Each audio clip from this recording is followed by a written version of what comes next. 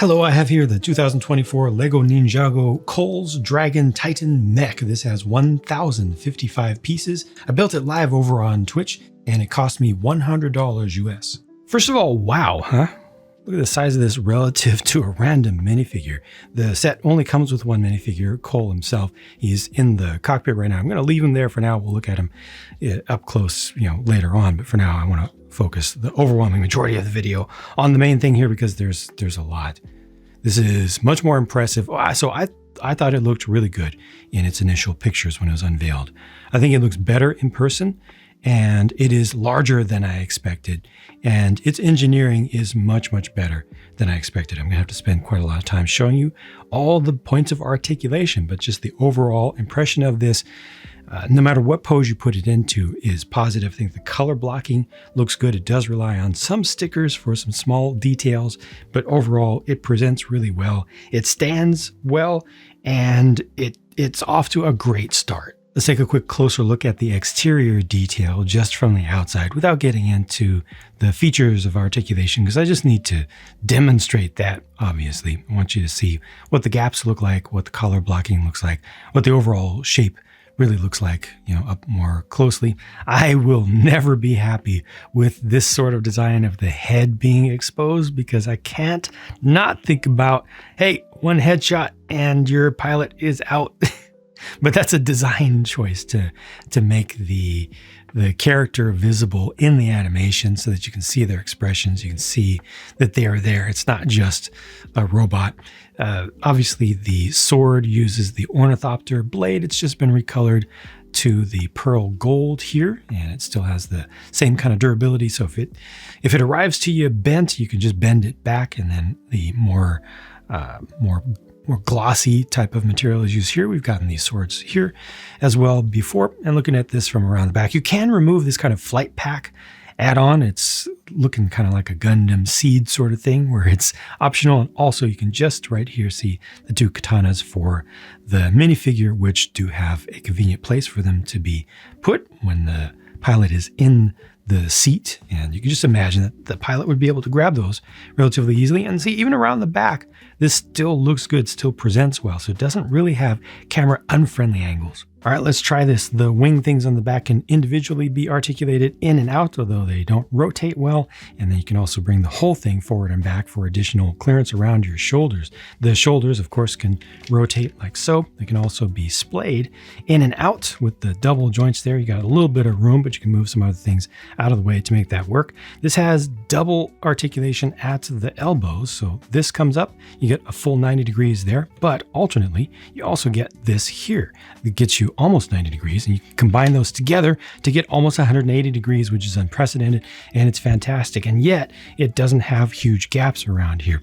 You also have waist articulation, which is 360 degrees. There's clearance there. It's actually at an interesting angle, so it's not just completely flat the way that this is designed. You can see that the hips actually angle forward relative to the torso, but it's cool, and it works out pretty nicely. Coming down here around the waist and around the hips, you have these two comma or waist skirt kind of pieces, which just cover up some of the joints here to just make it look a little bit better. The front ones are on ball joints to get out of the way for articulation for the legs. Side ones are just hinged on clips. And then at the top here at the hip, you can go forward and you can go back, and you also have rotation at the top of the thigh, which is fantastic in and of itself. You got the ratcheted joint inside of there. Very, very useful. When we get to the knees, things get much more interesting because they've got the doubled up or double layer sliding joint in there. It gets you full 90 degrees. It would be nice to get more, but the fact that we have knees at all is fantastic. And the fact that we have knees that do interesting things. This is inspired by Gundam model kits, where you've got the articulation that keeps the kneecap covering some of the joint as that moves. That literally just slides up and down. We've seen something similar to that with a Zane mech before. Was there one other that did that? But this just takes it to another level with a much larger size. That feels like it might not have quite enough friction in there. I do worry about some of the joints losing friction over time or not having quite as much friction as they need over time, but only time will tell about that. Hopefully these have been tested pretty well with the current materials. Obviously a lot is going on for the ankles, so the feet can be moved like this. They can be moved like this, but you also have the ability to twist from side to side thanks to the use of the single ball joint at the base. And you also have a little bit of twist here at the feet, so you can rotate these in or out just a bit, which is useful in some articulation scenarios. It's not a lot, but again, it is useful. Also, while you're articulating the ankles up and down, you can move this ankle cover around a little bit. So that's, just for aesthetics. So you can cover up some things that you might not want to see. And then finally, this has traction pads underneath, plenty of them. So you're actually standing on rubber soles effectively, which really, really helps this to not slide out from itself. Looking at smaller things, you got the 4-fingered hand, 3 regular fingers, and the thumb. Those are individually able to be moved in and out. Single ball joint at the center, which thankfully is strong enough to hold this huge sword. It doesn't have too many pieces.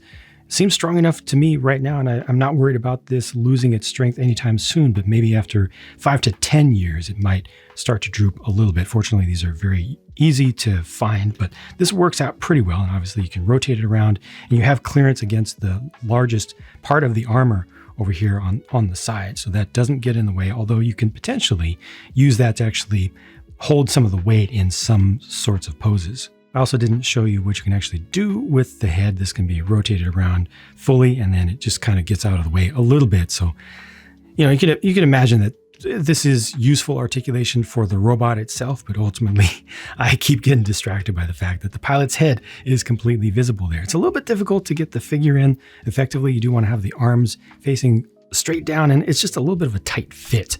Especially for adult fingers to get in there. It works, and I don't have it fully all the way situated down in there, fully seated, but it works fine. It does what it needs to do. I just wish there was a little bit more access for that, honestly.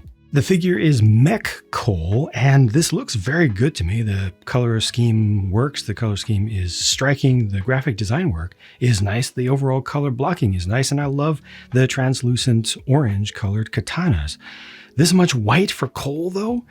It's a stretch. Where did that come from? How did he get so much white into his scheme? I mean, putting that much orange in there is already pushing things, I feel, but I might just be a little bit too connected to tradition there. It's almost reversed. But what is here is really, really well done. It just doesn't match my expectations at all. I mean, I love how the printing goes through, right? From the torso into the hip pieces and then into the legs especially. Got some different line weights in there. Yeah, it's pretty finely produced. I mean, this one's so good, it's almost asking for printing on the sides at this point. These are the only leftover pieces. I didn't even get a spare katana, which is unusual, and this is what the sticker sheet looked like. This is perfectly reasonable for the size of the mech, I think, and most of these are very optional. This is a comparison I never thought I would be able to make, at least not on a fair basis, between a Lego mech and a perfect grade Gundam kit. I mean, the amount of stuff that I get here for $100 US, 100 euros, 90 pounds UK, or $130 Canadian is amazing. This is awesome. This kit over here typically retails for over $200 US, and it's from Bandai, a company that typically makes model kits that are way cheaper than anything else that you can find on the market, especially for the level of quality. And this is a high-end, high-quality model. So for Lego to handily beat it for overall presentation and amount of stuff is itself really, really impressive. To even be within the same range, usually Lego loses by a lot. But this is not just a lot of plastic, it's also good plastic. It's also a very good design with lots of articulation, lots of poses that can be reasonably set up with it. I just love this one here so much, hence the reason I've had this on my shelf back there. See, there's an open spot right there for quite some time. It's just cool stuff, not having to be stuck to something more conventional and straight on. The engineering work on this is excellent. I'm really happy with it, and I'm so proud of the designer for going with one minifigure for it. It's so odd, it's so strange. No side builds either. All of the budget went into the main thing. I hope that more designers in the future will be inspired by that and will fight back against anything that management pushes, anything that the beam counters push, and more frequently, it doesn't have to be all the time by any means, but more frequently do stuff like this. Go all in on one single build and make it truly great. which is exactly what this is. I can't believe this thing has more mass than that Ultra Combo Mech. What was it called? Was it Ultra Combo Mech, which was $80 US when it came out, if I remember correctly, and I thought was the greatest deal of all time. This one doesn't have the combination, but it has way more going on with the articulation and the engineering of it, usable in this form. And it's bigger and only costs $100 only. I do say that without tongue in cheek. It's actually a fantastic deal by Lego standards and by most toy or collectible standards today. Look across the board. Look at what else is out there. You can't compare this to this. Again, this costs twice as much. And even if this costs the same, you look at some of the aftermarket makers of model kits, it's a completely different thing. You gotta spend hours and hours and hours and hours building something like this. This took me what? You can build this in like 2 hours. It's for a different market. It's for a different type of person. And yet you can get so much of this goodness in this. I have trouble believing that this is real. This is a wonderful time to be alive for a lot of folks who can get this, whether you're a Ninjago fan at all or not. Doesn't matter. This is just plain good. And I hope that you've gotten some value as well out of this video here, whether you agree or disagree with my personal opinions about stuff. I hope that I've done something that has given you value, especially for your time. So thank you for your time, and I'll talk to you again soon.